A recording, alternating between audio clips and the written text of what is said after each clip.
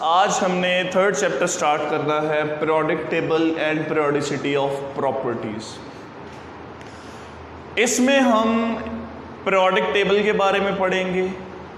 Periodic table में elements के बारे में पढ़ेंगे, कितने रोज हैं, कितने कॉलम्स हैं, ionization energy, electronegativity, electron affinity, shielding effect, atomic radius, इस तरह की सारी चीज़ें जो हैं हम इस चैप्टर में डिस्कस करेंगे। अब सबसे पहले बात स्टार्ट करते हैं इसके इंट्रोडक्शन से।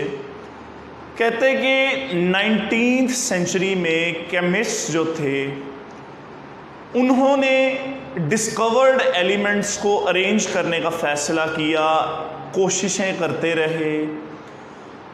उन कोशिशों का नतीजा था पीरियोडिक लॉ।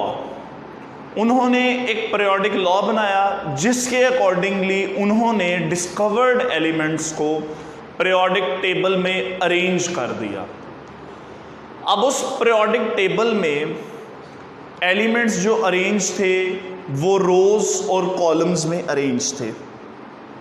रोज मतलब कि हॉरिजॉन्टली लेफ्ट से राइट, और कॉलम्स जो थे वर्टिकली टॉप से बॉटम उन्होंने अरेंज कर दिया।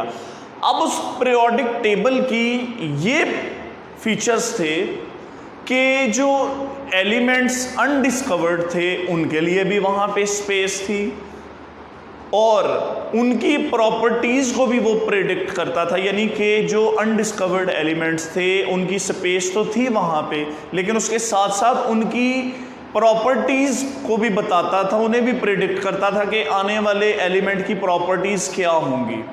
अब देखिए, in 19th century chemist attempted to arrange elements in a systematic manner. उन्होंने एक सिस्टमैटिक मैनर, एक अच्छे तरीके से, एक जिसे कहते हैं कि एटॉमिक मैसेज या एटॉमिक नंबर्स की बेस पे एक ऐसी प्रॉपर्टी की बेस पे अरेंज करना चाहा कि वो एक सीक्वेंस में रहे। अब कहते हैं कि सबसे पहले उन्होंने पीरियोडिक लॉ जो था इंट्रोड्यूस करवाया। इस पीरियोडिक लॉ से उन्होंने पीरियोडिक टेबल बनाया, एलिमेंट्स को रोज में और कॉलम्स में अरेंज किया। रोज जो थी हॉरिजॉन्टल लाइंस थी और कॉलम्स जो थी वो वर्टिकल थी। अब कहता है कि ये पीरियोडिक टेबल जो है properties of unknown elements can be predicted. जो एलिमेंट्स नहीं डिस्कवर्ड हुए थे, अनडिस्कवर्ड थे, उनकी प्रॉपर्टीज के बारे में भी बताता था।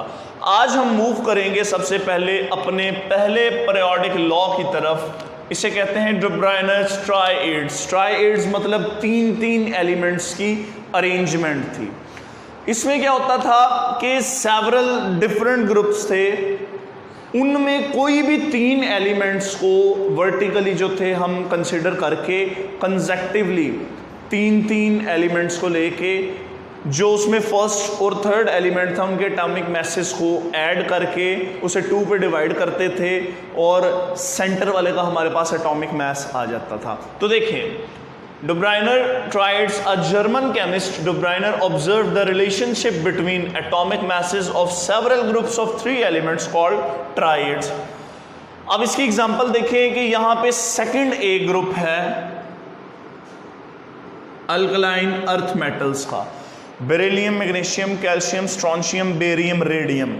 इसमें से उसने क्या किया कि ये 3 एलिमेंट्स का उसने एक ग्रुप पकड़ा। उसमें से जो फर्स्ट है कैल्शियम है, इसका एटॉमिक मास 40 है, और जो थर्ड वाला है बेरियम, इसका एटॉमिक मास है 137। उसने इन दोनों को ऐड करके 2 पे डिवाइड किए, यानी कि इनकी एवरेज ले ली, और जो इनका एवरेज जो एटॉमिक मास है 88.5 वो सेंटर वाले का यानी स्ट्रोंशियम का आ गया।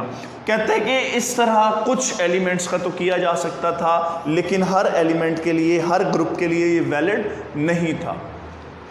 अब इसके डीमेरिट्स देखने हैं। Only a few elements could arrange. कहता है कि सारे एलिमेंट्स के लिए, सारे ग्रुप्स के लिए ये ठीक नहीं था। कुछ एलिमेंट्स जो थे सिर्फ अरेंज होते थे। अब फिर कहते हैं कि did not gate wide acceptance. कहते हैं कि इससे ज़्यादा देर एक्सेप्ट नहीं किया गया। अब इंशाल्लाह नेक्स्ट लेक्चर में हम ऑक्टेव्स को डिस्कस करेंगे।